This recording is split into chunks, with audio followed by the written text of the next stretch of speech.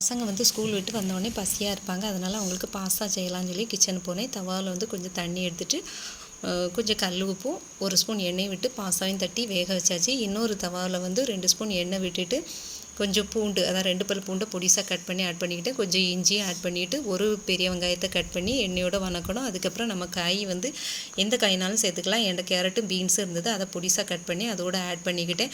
கொஞ்சம் கருவேப்பிலை போட்டுக்கணும்.